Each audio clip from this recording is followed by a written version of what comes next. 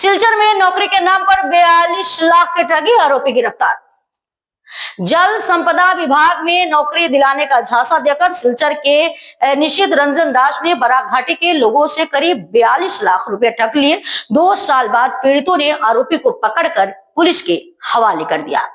आरोप है कि इस ठगी में गुवाहाटी के एक ठेकेदार, हाईकोर्ट के वकील और अन्य लोग भी शामिल हैं।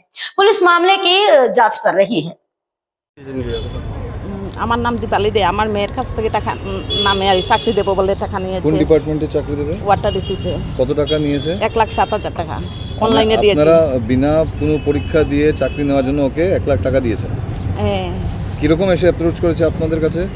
ও নীলেন্দু দাস বলে একটা ছেলে শিববাড়ির, হ্যাঁ, ও নিয়ে এসেছিল আমাদের করে। কি বলেছিল? দেখলাই মারেনি।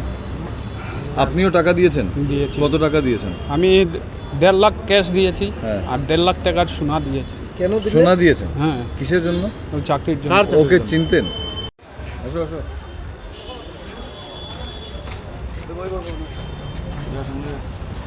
তোর নাম তো? তোর নাম কি? নিশিত রঞ্জন দাস। কি ঘটনা ঘটেছে? এটা ওই চাকরির পারপাস নেই। কেন টাকা নিয়েছো ওদের থেকে? তারা চাকরি কইয়া কত টাকা? টোটাল 17 লক্ষ টাকা। 70 লক্ষ টাকা। তুমি কি সরকারি চাকরি করো না? না সরকারি বিভাগে? না না, তো কিরকম চাকরি দেবে ওদেরকে? মানে গুয়াহাটির একজন দাদা, কি নাম? হরিপ্রসাদ চেতিয়া। কি করে? তাই এইভাবে কাজ করে আর কি। কিসে কাজ করে? তাই মিনিস্টারের সঙ্গে থাকলো আমার মিনিস্টার মানে একুরিটা আমি কইতে পারি না, তাই আমার এইভাবে কইছি আর কি। তার বাসা বেলতলা, শঙ্করদেব নেতারা ঠিক অপোজিট, হরিপ্রসাদ চেতিয়া। তার সঙ্গে আমার একটু পরিচয় হয়েছে, তো তাই এইভাবে আমার অফার দিছে। তারপরে আমিও লোভে পড়ছি।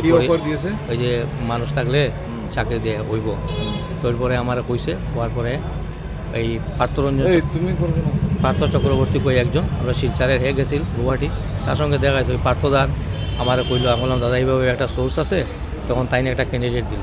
তারপরে তান বাইরে দিল, তান বাইরে থ্রু আইসে পার্থ চক্রবর্তী। তারাপুর শিববাড়ি রোডে। তারপরে তাই নিয়ে পরিচয় করে দিল নীলেন্দু দাস, তার বাসা তারাপুর শিববাড়ি।